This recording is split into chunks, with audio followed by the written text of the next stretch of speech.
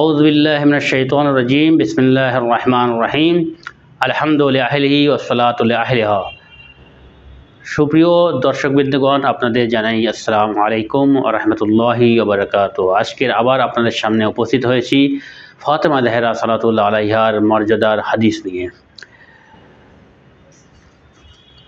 মহিলাদের মধ্যে সর্বোত্তম হলেন ফাতেমা জাহরা সালাওয়াতুল্লাহ আলাইহা। ক্বালা রাসূলুল্লাহ সাল্লাল্লাহু আলাইহি ওয়া আলিহি ওয়াসাল্লাম হাসবুকা মিনান নিসাইল আলামিন আরবা। রাসূলুল্লাহ সাল্লাল্লাহু আলাইহি ওয়াসাল্লাম বলছেন, পুরো বিশ্বের মহিলাদের মধ্যে সর্বোত্তম হলেন চারটি মহিলা। তিনি কে? মারিয়াম বিনতে ইমরান অর্থাৎ হযরতে ঈসা আলাইহিস সালামের মা। আসিয়া, তিনি হলেন ফিরআউনের স্ত্রী।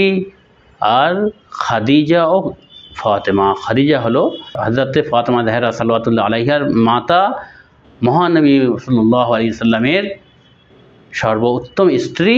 আর চতুর্থ মহিলা হলেন হযরত ফাতেমা জাহরা সালাওয়াতুল্লাহ আলাইহা, হযরত খাদিজাতুল কুবরা এবং রাসূলুল্লাহ সাল্লাল্লাহু আলাইহি ওয়াসাল্লামের কন্যা সন্তান।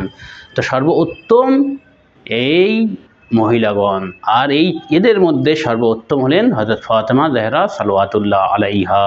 কেননা হযরত ফাতেমা জাহরা জান্নাতের নেত্রী আর এই পুরো দুনিয়ার মহিলাদের নেত্রী। সাল্লাল্লাহু আলা মুহাম্মদ ওয়া আলিহি তাইয়্যিবিন আত-তাহিরিন। আল্লাহুম্মা সাল্লি আলা মুহাম্মদ ওয়া আলি মুহাম্মদ ওয়া আজ্জিল ফরাজহুম।